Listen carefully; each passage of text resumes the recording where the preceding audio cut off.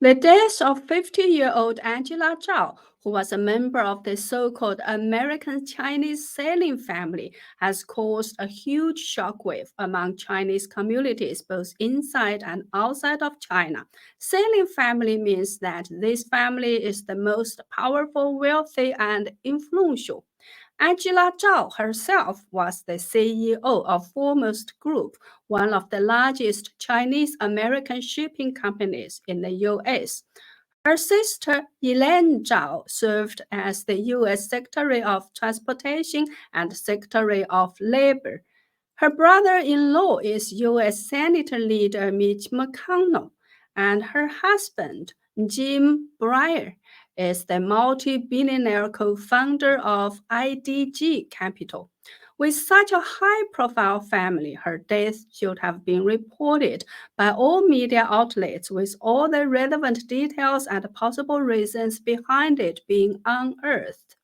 However, not only was her death bizarre, but the coverage of her death was also very strange. What kind of secret is hidden here? Today, let's try to explore some of the uncovered and unreported issues surrounding her death and some of the possible reasons behind all this. Before we get started, I want you to quickly check your subscription status for my channel. YouTube seems to be removing subscribers for some unknown reason. So it's a good idea to check your status occasionally or search for my shoes manually if you are not getting notifications. Normally, I post 2 shows each week. If you are getting fewer than 2 notifications, it means you are missing out. Putting together a show takes a lot of time and it's disheartening when not many people watch. So, thank you for your help and support. Now, let's take a look at the timeline of events that are related to Angela Chao's death. On February 10th, Angela Chao died. On February 12th, Foremost Group announced her death.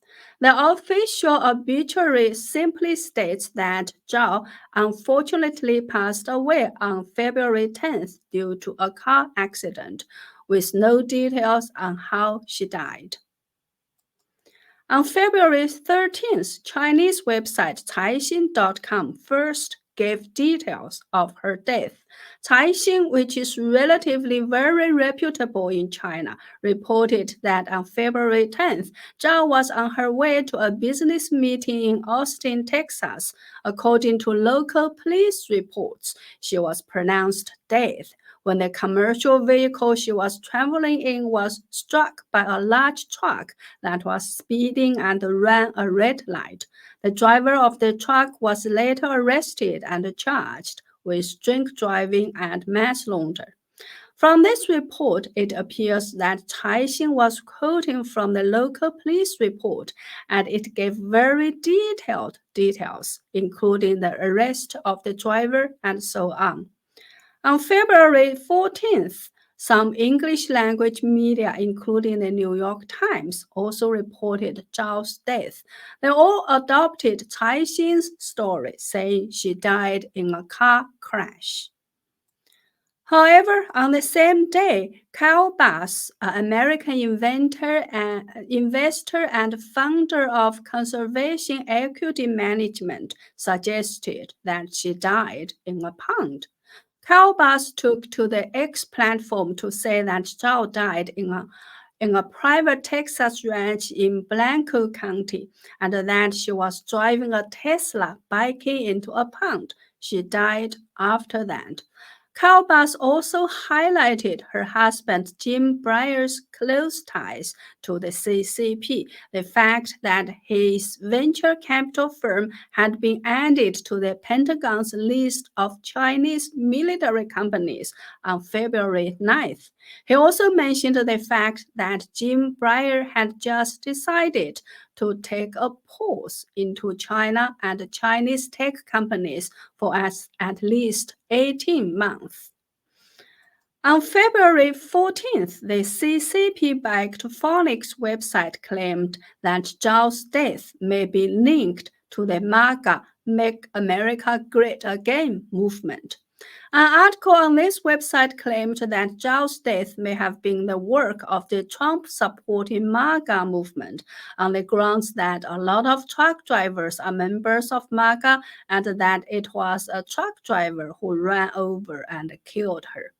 As for why a MAGA member wanted to kill her, the reason was that Chao had good relations with the top political circles in both the United States and China and was an important bridge and conduit for dialogue in the financial field between the United States and China, and running her over was to prevent the easing of the relations between the United States and China. I translated part of the article at that time and posted in the comment section of Kyle Barr's post. On February 15th, American Statesman reported that Chao died on private property, and this confirmed Kyle Barr's claim that she died in the pond. On February 22nd, Kyle Barr posted another thread saying that Angela Chao had not received an autopsy at the family's request. Kyle Barr also said, quote, maybe the most important omission is the fact that the Blanco County Sheriff Department refused the assistance of the state police in the initial investigation. It's a rare occasion in history when a local sheriff turns down the investigative help from such a well-respected and storied organization as the Texas Rangers. No autopsy was done, her car was given back to the family, and evidence was not properly treated or preserved. Why is that? Does the Blanco County Sheriff have the technical capacity to investigate the Tesla logs to determine if the car was tampered with or even hacked? This case continues to become more and more suspicious. Unquote. On February 28th, Mitch McConnell announced he would resign in November and mentioned the death of Angela Chao. He said, quote, this has been a particularly difficult time for my family. We tragically lost Elaine's younger sister, Angela, just a few weeks ago. When you lose a loved one, particularly at a young age, there's a certain introspection that accompanies the grieving process. Perhaps it is God's way of reminding you of your own life's journey to reprioritize the impact of the world that we will all inevitably leave behind. Unquote. On March 1st, police announced a criminal investigation into the death of Angela Chao. Prior to that, the police were treating the incident as an accident. On March 4th, after the police announced that they were conducting a criminal investigation into Chao's death, Chinese media outlets continued to promote conspiracy theories. This article on NetEase states that Chao and her sister, despite their power, had or have no children of their own, not a single one, while their husbands have many children of their own. So after Angela Chao died, who will inherit her foremost shipping group? Since she did not have any children, her husband, that white Jewish American, would probably inherit the business. The article particularly mentions the fact that the white Jewish American has not said anything about Angela Chao's death.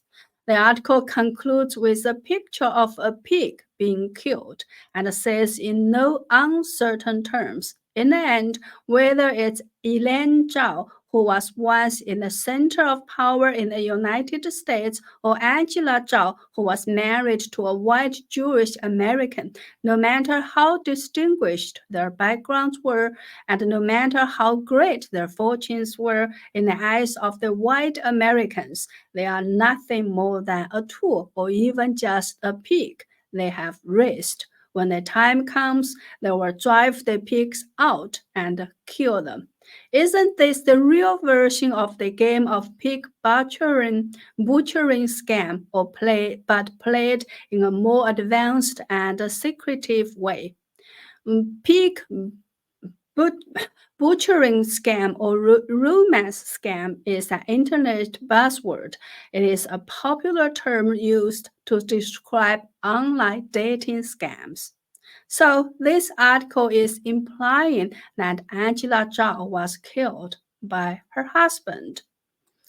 Also on March 4th, the Austin American Statesman posted an article saying that Blanco County authorities said that Angela Chao's death had not pivoted into a criminal investigation. The article quoted the chief deputy of the Blanco County Sheriff's Office as saying, "It's always been an unfortunate accident." So the official narrative was changed back to an unfortunate accident.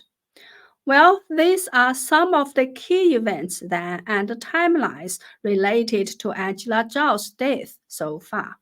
Although the mainstream media has been taking a surprisingly low-profile approach to what should have been a big story, because the salient family status of the Zhao family among the Chinese, Angela Zhao's death drew a great deal of attention from Chinese at home and abroad from the very beginning.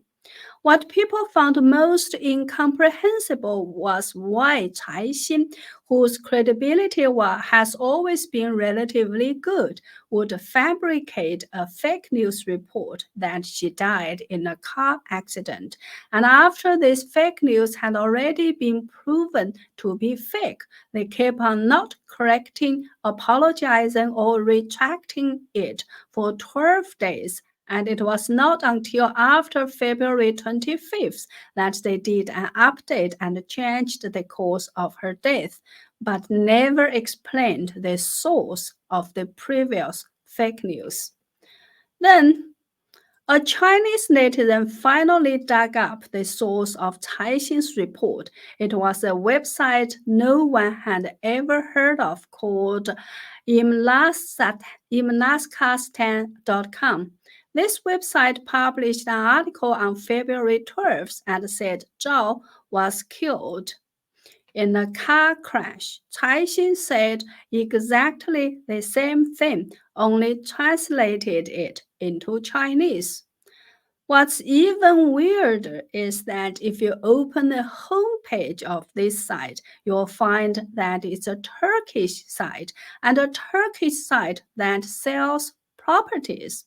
And its English website, it seems, is just for the sake of attracting traffic, publishing some obituaries. And on its own disclaimer page, it specifically states any action you take upon the information you find on this website is strictly at your own risk. www.imlaskastan.com will not be liable for any losses and or damages in connection with the use of our website. In other words, why would Cai Xin, a nationally recognized website, cite a report from this website without mentioning its source? You can see that this is only a blog site that even claims to be irresponsible for its own content, and a real estate website with a Turkish language homepage.